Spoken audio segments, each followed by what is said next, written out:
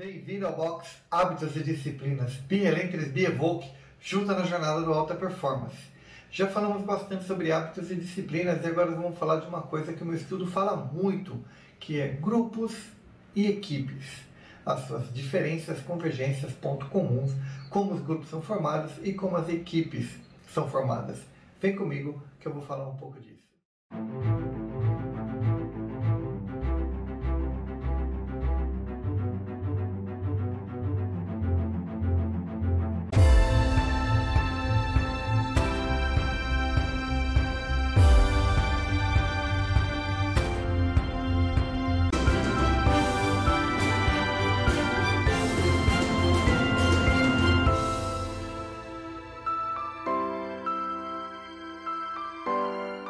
Como é sabido por muitos, o ser humano, quando ele começa o seu desenvolvimento, alguns milhares, alguns milhões de anos no planeta Terra, ele descobre que em um dado momento, ele vivendo em grupos, ele começa a ter uma condição melhor e uma condição maior de sobreviver a ataques, intempéries e uma série de outras características. E a partir daí, o ser humano começa a se desenvolver junto com outros humanos e começa a surgir os grupos, e daí nós vimos todo o crescimento da sociedade, dos povos e tudo que a gente conhece em termos de grupos. E até hoje, no dia de hoje, percebemos que em todas as circunstâncias nós nos vemos em grupos, em qualquer circunstância.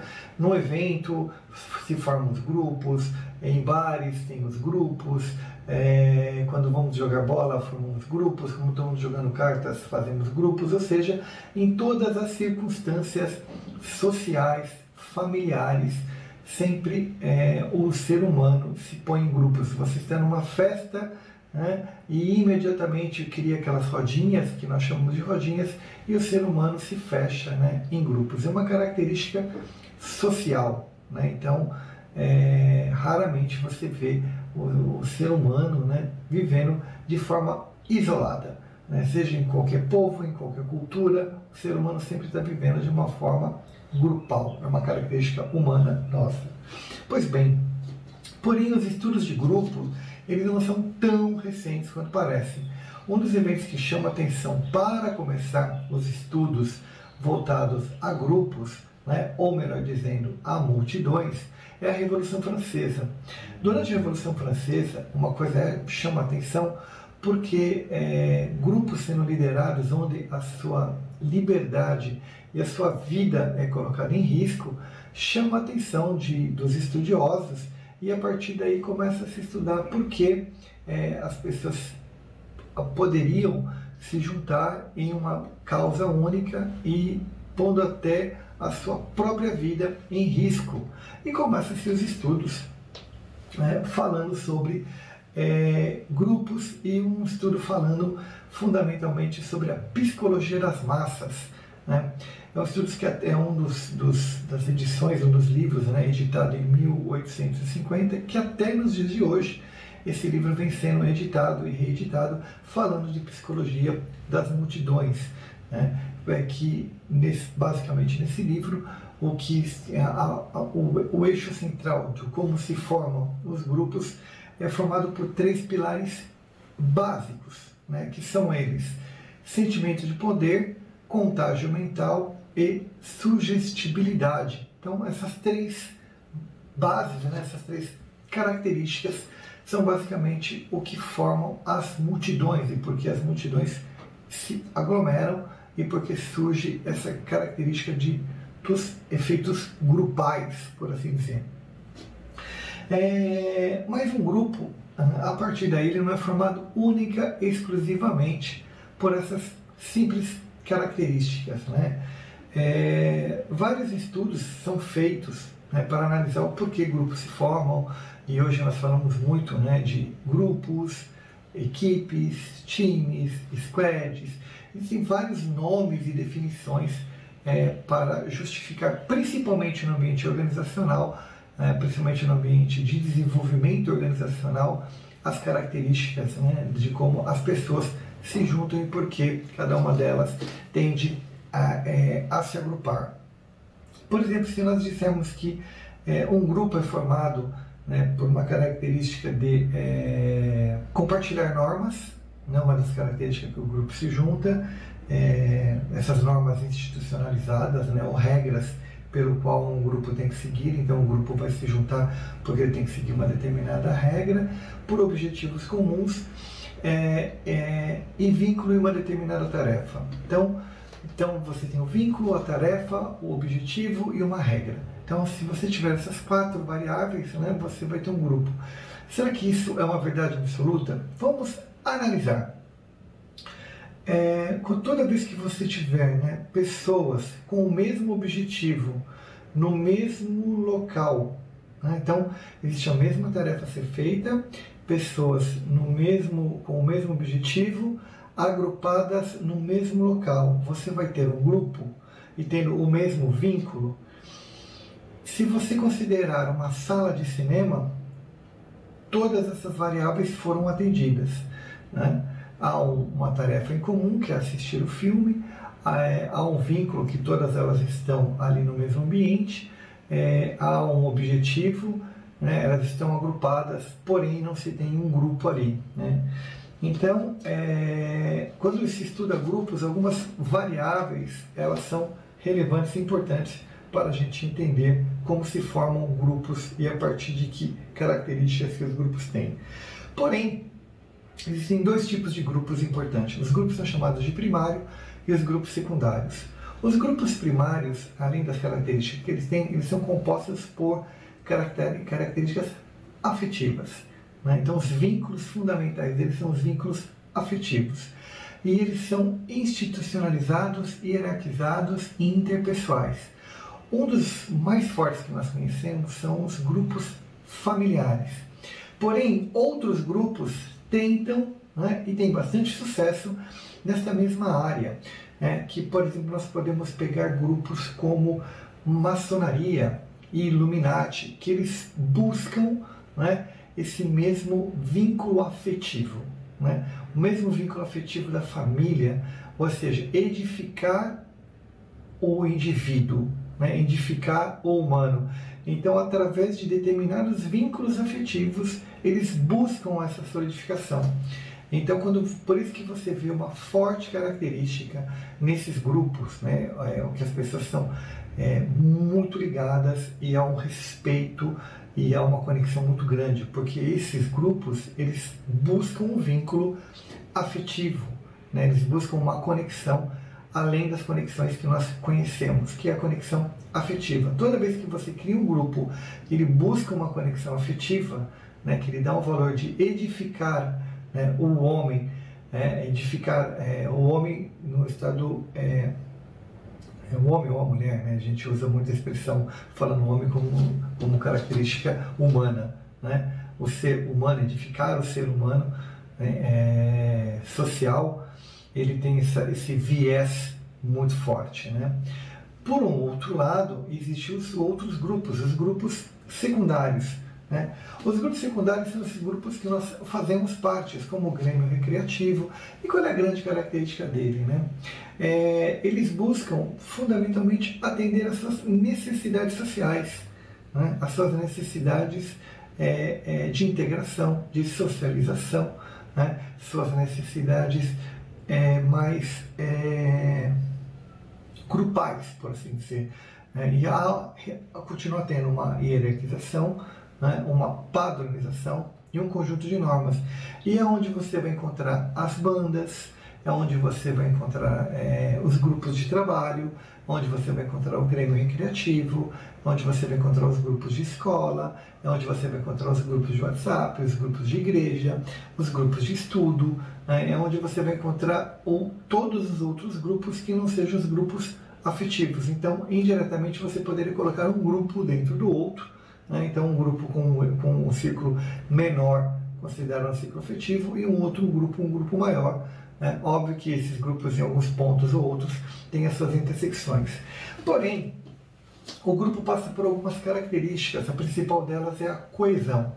Quanto maior for a coesão do grupo, ou seja, que principalmente os resultados daquilo que o grupo faz forem alcançados, quanto mais o grupo alcança resultados, as suas metas e objetivos pelo qual ele é criado, ele consegue alcançar, maior o senso de grupo é alcançado. Então o grupo tem um maior senso de pertença, o grupo fica mais coeso, mais unido e mais próximo um ao outro. Então quanto maior são os resultados positivos que esse grupo vai tendo, né? Vamos pegar um grupo de futebol, de esporte, né? Quanto mais pontos eles vão fazendo numa mesma partida ou no mesmo campeonato, mais o grupo vai tendo uma coesão, né? Mais o grupo vai ficando próximo um do outro e os vínculos vão se fortalecendo, né?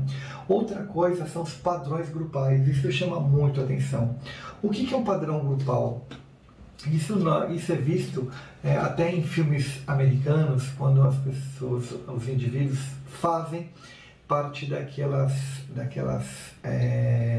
daqueles grêmios, né, alfa, beta, gama, e você percebe que o valor ou a motivação individual dele perde em relação ao grupo. Ou seja, os padrões do grupo são mais relevantes do que os padrões do indivíduo. A ponto das características individuais dele serem suprimidas, né, em relação às características do grupo. Ele começa a responder perante as características do grupo, né? E isso, né, afeta até as próprias motivações individuais dele, a ponto das características, tudo aquilo que o motiva individualmente deixa de ser tão relevante em relação ao que motiva ele em relação ao grupo, né? Então a motivação do grupo se torna mais relevante e importante do que a motivação dele. E o grupo tem uma característica importante, que são os líderes, né? A liderança de um grupo, ela é muito importante, porém na liderança do grupo tem duas características, isso você vê muito em bandas, né? Que é a liderança democrática e a liderança autocrática. Essas duas lideranças, elas têm efeitos sobre o grupo de uma característica muito importante. A liderança mais autocrática, ela é muito eficiente, eficaz no curto prazo. A liderança mais democrática, ela é mais eficiente, eficaz no longo prazo. Então, você vai ver grupos onde a liderança autocrática ocorre e grupos onde a liderança democrática ocorre. Isso pode ocorrer no mesmo grupo ou em grupos diferentes, né? Não é que a liderança ela sempre seja autocrática, ela sempre seja democrática. É muitas vezes como aquela situação de liderança ocorre. Mas, falando tanto de grupo, como que os grupos realmente são formados, né? Então a gente vai se apoiar muito na teoria, né, de um psiquiatra, né, de um psiquiatra suíço-argentino chamado Pichon Rivière, acho que é assim que se fala, Pichon Rivière, que ele fala dos grupos operativos. Eu acho que ele é um dos melhores autores a realmente estruturar o conceito dos grupos, né? Então, os grupos operativos, eles vão ser formados, né, por essa característica que eu falei para vocês, principalmente como os vínculos são montados. Não é a existência do vínculo, mas fundamentalmente como o vínculo ele é criado. Tem que existir o vínculo, mas a fundamentação se o vínculo ele é um primário ou um vínculo secundário. Então, há a existência do vínculo, mas fundamentalmente como esse vínculo surge. Ok? Então, na primeira característica, né, essas são as regras e normas que todo grupo tem. Então, as pessoas tendem a se aproximar dos grupos baseado nas suas regras, né, baseado nos seus modelos. E também, muitas pessoas se aproximam do grupo baseado na expertise que o grupo tem. Ou seja, se o grupo já existe, quem são os espertos, né, que a gente chama os especialistas, né, os profissionais, as pessoas que formam aquele grupo, né? Então as pessoas tendem, né, a buscar, né, nos grupos diferente das equipes, né, que buscam pela divergência e não pela equidade. Nos grupos a principal característica as pessoas buscam pelas características o quão são iguais, né? Mesmo você falando de uma banda de rock, né, que uma pessoa busca um guitarrista e busca um baixista, mas busca um guitarrista tão bom na música quanto ele.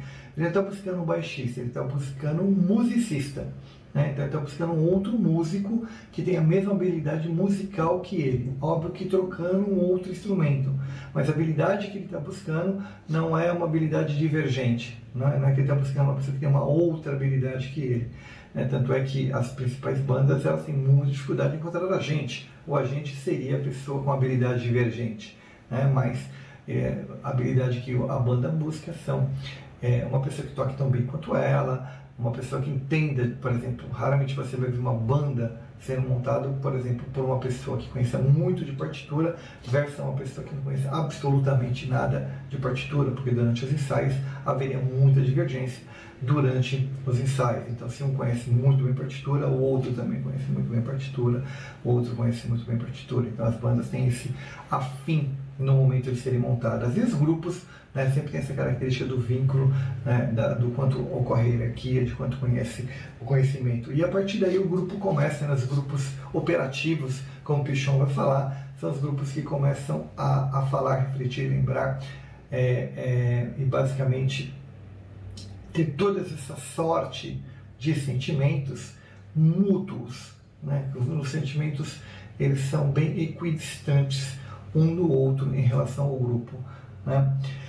E aí o grupo também se forma muito em característica, né, da tarefa que é colocada para o grupo. Então o grupo ele se une muito em função do esforço da tarefa. Então quando você pega, por exemplo, essas equipes de bicicleta ou um trabalho escolar, né? O trabalho escolar é muito clássico em relação a isso, né? Ou um TCC, ou um trabalho escolar que você tem que entregar em grupo, né? Então, o que acontece no trabalho escolar? Talvez essa seja então, mais confortável, porque é o que eu mais vejo. Então, cada um vai pegar uma parte daquele trabalho, né, e vai se dedicar a uma parte daquele trabalho. Então, todo mundo vai olhar para aquela tarefa e muitas vezes as pessoas vão dizer uns aos outros o quanto, né, que tem que produzir, 3 páginas, 4 páginas, 5 páginas, é muito por uma característica de produção, em quantidade, não necessariamente pela qualidade. Você não vê que o grupo vai se unir, discutir para depois consolidar o trabalho, não. Ele simplesmente, cada um faz a sua produção e emenda-se, né, ao final da produção de cada um. Não há uma pessoa ou uma entidade, né, que vá fazer essa integração entre o trabalho. Então, eu faço a introdução, você faz o meio, o outro faz a terceira parte e o outro faz a conclusão. Somos em 4 pessoas e é assim que o trabalho de escola normalmente é feito. E quando você está lendo, você percebe, né, nitidamente a quebra que o trabalho normalmente tem, né, ou a dualidade, né, de ideias, porque é uma mesma ideia, às vezes ela se repete 2 vezes, ou a dissonância, né, que existe entre a introdução e o fechamento. Então você percebe porque foi feito em grupo e cada um tem uma forma de pensar ou usou fontes diferentes ou referências diferentes. Então o trabalho ele vem sendo construído como se fosse uma escada realmente total, em degraus, onde ela é totalmente quebrada, né? Supernatural é uma característica de grupo escolar que realmente é formada dessa forma. Então, qual é a principal característica entre grupos, né? Então, basicamente, né, então os grupos eles vão compartilhar as regras, né, pelo qual o grupo é criado. Então, ele tem a regra que ele foi institucionalizado, né, seja ela, nós somos formados um grupo de WhatsApp, então no nosso grupo de WhatsApp não pode ter bom dia, não pode ter boa tarde, não pode ter boa noite, não pode ter GIFs, não pode ter mensagem disso, não pode ter mensagem daquilo, a pessoa tem que ser mencionada dessa forma, o grupo da igreja tem que se unir, o grupo carnavalesco tem uma obrigatoriedade de todas as quartas, todas as quintas, todas as sextas. Então os grupos têm regras e normas institucionalizadas pelo próprio grupo. Então o grupo institui normas e regras que elas devem ser seguidas, tá? Essa é a primeira característica de um grupo. A segunda, o grupo compartilha muito dos seus objetivos, né? Os objetivos que o grupo tem. O grupo é criado para um objetivo, né? O grupo é direcionado por objetivo. Então esse grupo carnavalesco é para sair no carnaval, esse grupo de estudo é para entregar o trabalho, esse grupo do TCC é para entregar o TCC, o grupo do WhatsApp é para nos mantermos informados. Então o grupo tem muito objetivo, é muito criado em função do objetivo. E o vínculo que se cria, né, em função das habilidades que cada um tem. Normalmente as habilidades elas são muito próximas umas das outras, né? Não há muita dissonância entre as habilidades, porque quando há essa dissonância, os grupos eles passam a ter problema, ou uma pessoa diz, né, que carrega o grupo nas costas. Quando você vê em grupos de escola, se uma pessoa do grupo, né, o famoso nerd do grupo, ele acaba conduzindo, não um trabalho em grupo, é um trabalho individual que leva o nome do grupo, né? Então você vê muito aquele nerdzinho, né, que é tido como nerd do grupo, ele carrega o grupo nas costas. E por último, e não menos importante, né, a tarefa, né? Então você vai ter e o vínculo, né, pelo qual ele foi criado, né, para entregar a tarefa de escola, alguma coisa assim e tal. Então essas são as 4 características. Deixa eu ver se eu falei todas como deveria ser dito, né? Então, a regra pelo qual ele foi criado, o objetivo pelo qual ele foi criado, o vínculo que ele se cria em função do conhecimento e habilidade que cada um tem, cria esse vínculo, né, se une em função, às vezes esse vínculo é a escola, esse vínculo ele é a igreja, esse vínculo é a necessidade de informação, então formaliza-se esse vínculo, que ele pode ser um vínculo primário ou um vínculo secundário, né, se for um vínculo familiar, né, em função da relação familiar que existe, e se for um vínculo secundário, em relação à característica secundária que ele tem, que seja trabalho, um relacionamento social, e por último, e não é o último, né, mas são 4 variáveis, a tarefa em si pelo qual o grupo está sendo formado, né? Então tem o objetivo e a tarefa, o objetivo pelo qual ele faz a tarefa que vai ser executada. Então eu faço isso, você faz aquilo, você faz aquilo. Então cada um tem essa tarefa definida, esse esforço definido. Já as equipes elas vão numa outra direção. Não que elas não respeitem essas variáveis, mas as equipes vão navegar numa direção tanto quanto diferente. Primeiro, é na diversidade que se forma a equipe, né? O quão as pessoas somam por as habilidades divergentes daquela atividade principal. Vamos colocar assim, o quanto outras habilidades que eu tenho se tornam relevantes no desenvolvimento da minha atividade. Então, eu tenho um grupo de estudo, né, e meu grupo de estudo é para fazer um trabalho de TCC. Mas eu conheço de mídias digitais. Então, eu posso fazer um vídeo, eu posso fazer uma gravação, eu posso fazer... Então, outras habilidades que eu tenha que some para aquele trabalho. Então, as equipes elas começam a trazer habilidades externas à necessidade do trabalho em si. Então, essa é uma das características das equipes. Outras coisas é que a soma das habilidades do grupo excedem nas suas partes. Ou seja, se nós somos em 5 pessoas, a soma, o que eu seria capaz de fazer individualmente, né, quando eu estou com você, né, quando eu estou dividindo com você, eu consigo fazer muito mais do que fazendo a mesma coisa de forma individual. Ou seja, com você eu me torno mais eficiente. Eu sou mais eficiente porque você completa determinadas habilidades que eu tenho e faz com que eu me torne uma pessoa mais eficiente do que o normal. Então, é aquele momento onde 1 mais 1 é igual a 3, onde realmente você vê a sinergia ocorrendo. Então, por isso que você vê alguns grupos, algumas equipes tendo desempenho exponencial. Quando ele tem aquele desempenho exponencial, que não é mais um desempenho linear, aquele desempenho exponencial que o grupo vem numa determinada velocidade, né, e de repente ele tem aquela curva exponencial, o resultado dele é 2, 3, 4, 5 vezes maior, porque a soma das partes, né, ela está sendo muito maior do que o todo.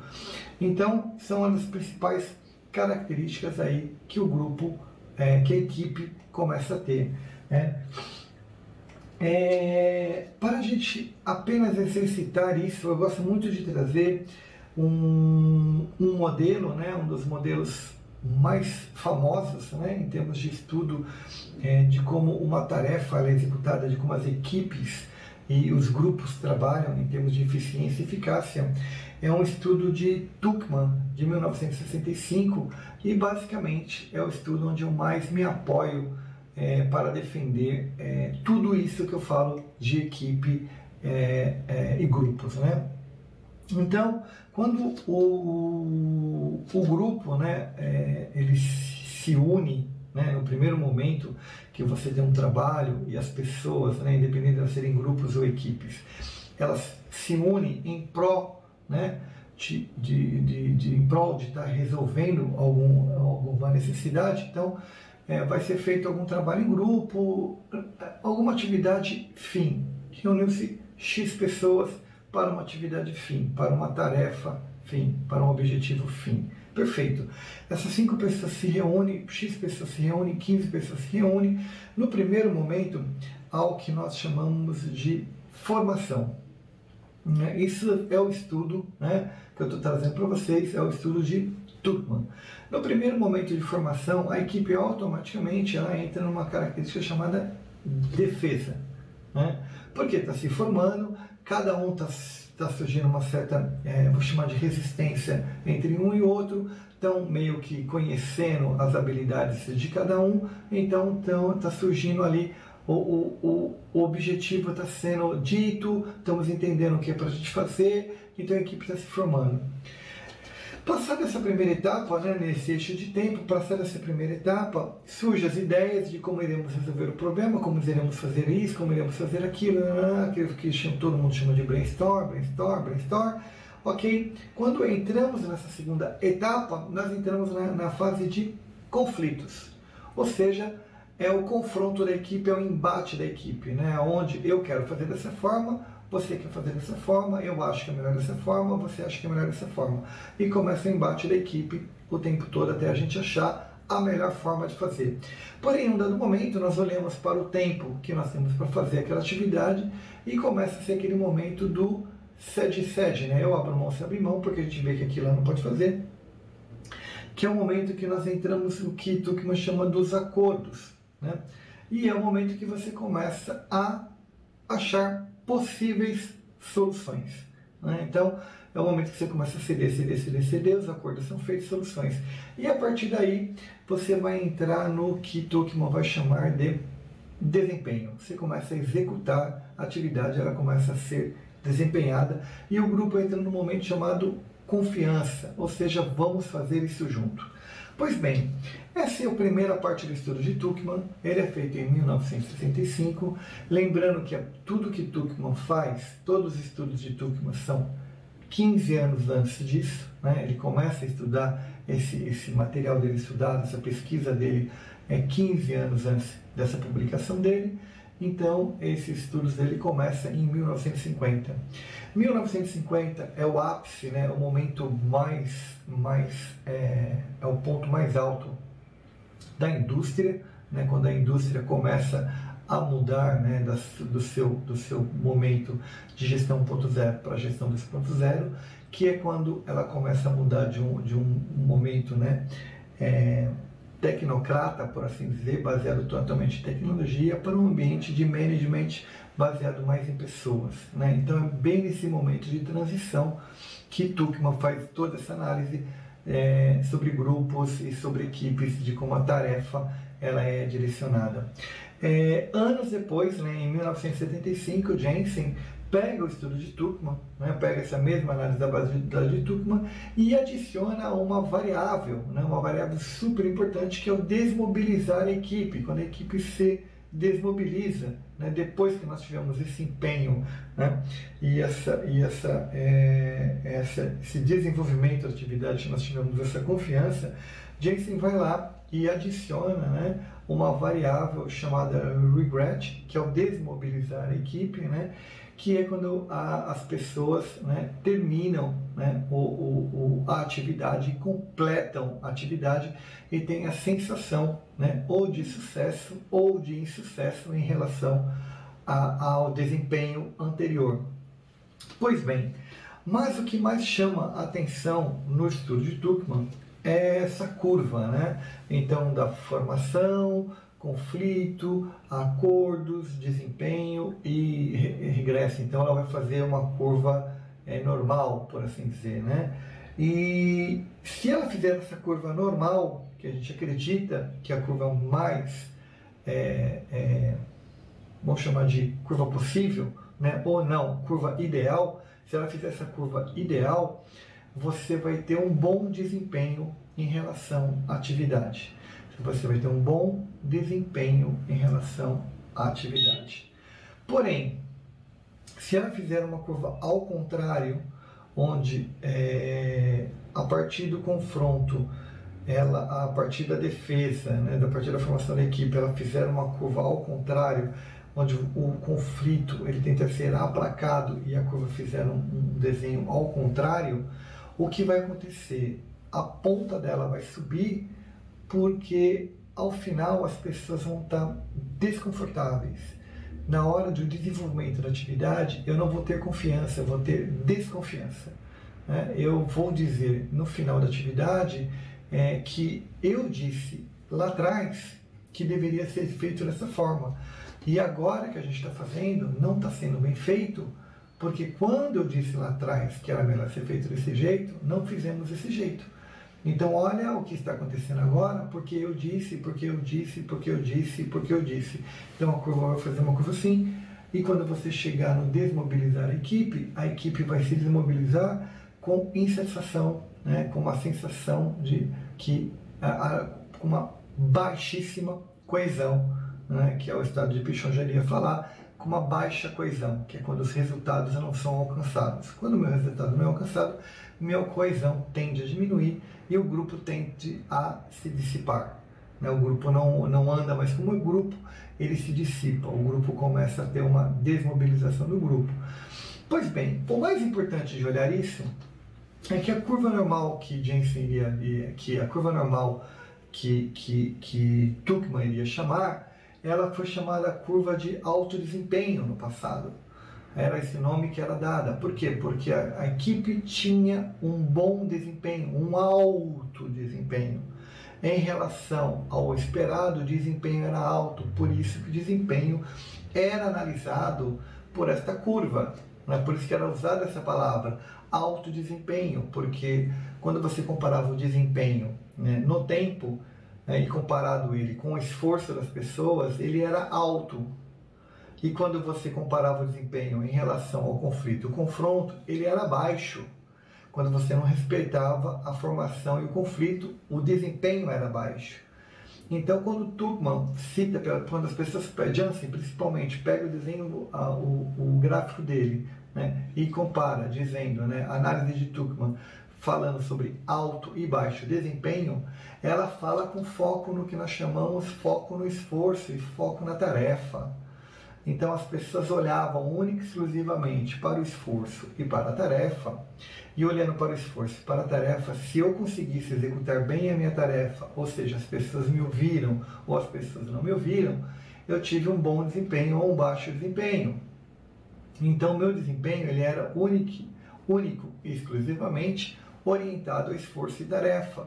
Mas lembre-se, estamos falando da década de 50, estamos falando do início da década de 60, quando o esforço é totalmente mecanicista, ele é feito por repetição, né? O esforço gerencial ainda ele é muito pequeno, não há muita análise do esforço gerencial, não há muita análise da habilidade de gestão. A habilidade de gestão ela é pouco vista, o desempenho é visto sobre uma outra ótica e sobre uma outra perspectiva, né? Então, por isso que quando nós vimos estudos a partir da década de 80, final da década de 80 e início da década de 90, porque houve, por exemplo, estudos como de Patrick Lencioni dizendo assim, a diferença entre grupos e equipes, falando que os grupos, uma das características dos grupos, né, comparados à equipe, é que o grupo não tem respeito e confiança quando ele se compara a uma equipe.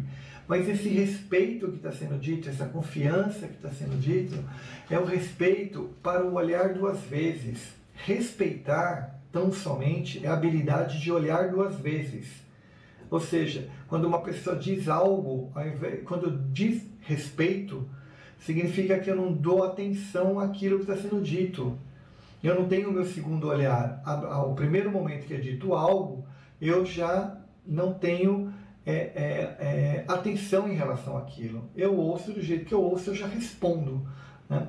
E a confiança, se você observar na curva de Tuckman, é o segundo elo. Né? Então, se você já perde aqui esse segundo elo da confiança, que é o desempenho da atividade, se o desempenho da atividade sua ele já vai fazer uma curva alta e não uma curva baixa, né? Que vai ter um bom desempenho. Então, se ele fizer a curva fazendo essa curva normal, você vai ter um bom desempenho, e se você fizer uma curva ao contrário, você vai ter um baixo desempenho. Então, se você fizer esta curva, então você vai ter uma baixa confiança. Então, isso vai fazer com que você esteja atuando muito mais de uma forma a não atender essa necessidade, se você não vai estar atuando muito mais como grupo ou como indivíduo, né, de uma forma individualista e não pensando no todo. Outra característica, o grupo tende a evitar conflitos. Por que ele tende a evitar conflitos? Porque quando há uma discussão muito ampla, eu não quero discutir. Eu quero, ok, vamos fazer do jeito que você quiser. Porque lá na frente, se não der certo, eu tenho a minha prerrogativa de falar, tá vendo? Era para fazer de outra forma. Né? E aí, soma-se duas outras variáveis, que é a falta de comprometimento e eu não tenho responsabilidade. Né? E aí, há uma baixíssimo engajamento, né? E há uma baixa disponibilidade. Né? Só que olhando assim, no primeiro momento, há uma percepção absoluta que grupo é ruim. Falando do jeito que Patrick vai falar, nossa, como é ruim ser grupos. Né? E o meu estudo diz exatamente o contrário, que tendo essas características que eu acabei de citar, em determinados modelos de negócio, é necessário trabalhar exatamente desta forma. Em outros negócios, não necessariamente. Então, há um momento que você vai ter que trabalhar como grupo e há um momento que você vai trabalhar como equipe. Porque mesmo tendo essas características que aparentemente elas são infinitamente negativas, são as características pelo qual os grupos são criados e os grupos funcionam. E um grupo de escola, um grupo de WhatsApp, um grupo de igreja, funciona sobre todas essas prerrogativas e funciona muito bem. Né? E esse é o motivo, né, que nos próximos blocos eu vou explicar os 3 tipos de grupo, né, ou os 3 tipos de equipes, né, por assim dizer, as características de cada uma delas e como elas funcionam. E, por fim, a função performance, que é a característica da função performance, ela não está no seu desempenhar absoluto de você ser uma pessoa, uau, acima da média, mas fundamentalmente na forma como você aprende a aprender, como você compreende as variáveis, como você entende como as coisas funcionam, como você se torna uma pessoa mais eficaz e eficiente na forma do seu aprender, da forma do seu entender como as coisas funcionam, como o sistema todo funciona, como você aprende melhor. O alta performance, não necessariamente ele tem que ser um arquipodre gigante bilionário, mas ele tem que ser uma pessoa que tem a habilidade de aprender mais fácil, ou de aprender do jeito que ele aprende, ou de compreender o mundo de uma forma mais dinâmica. Isso que é uma alta performance. Né? O Michael Jordan, ele descobriu os métodos pelo qual ele aprende. Ele descobriu a forma que ele tem mais facilidade dele aprender, dele acertar a cesta. Né? O Bill Gates descobriu os métodos e formas com que ele acelera a forma do cérebro dele funcionar e compreender o mundo. Né? O Jeff Bezos descobriu fórmulas e métodos dele assimilar um conjunto maior de informações de mercado para ele responder ao mercado de logística do mundo. O Watson, quando assume, né, a presidência do Walmart, ele imediatamente muda a visão do Walmart de ser entre aspas, um hipermercado para uma estrutura logística, porque ele começa a entender a conectividade que existe no negócio. Então, o alta performance ele tem um olhar diferente. É o olhar que faz a diferença. É a compreensão do universo que faz a diferença. Isso é ser um alta performance. O seu sucesso ele está associado não necessariamente ao quanto de dinheiro você tem no bolso, mas ao quanto de compreensão você consegue ter sobre as coisas, sobre o seu aprendizado, sobre a sua evolução, sobre o seu entendimento, sobre a sua aplicação das suas habilidades sobre o mundo, sobre o quanto você se sente confortável, sobre o seu aprender, sobre o seu compreender, sobre o seu entender. Isso é ser uma alta performance, isso é ser be relentless, isso é ser implacável no seu desenvolvimento, no seu aprender. No próximo box eu vou estar falando um pouco mais sobre as equipes para que a gente continue nessa mesma pegada. Be relentless, be evoke, junto no alta performance.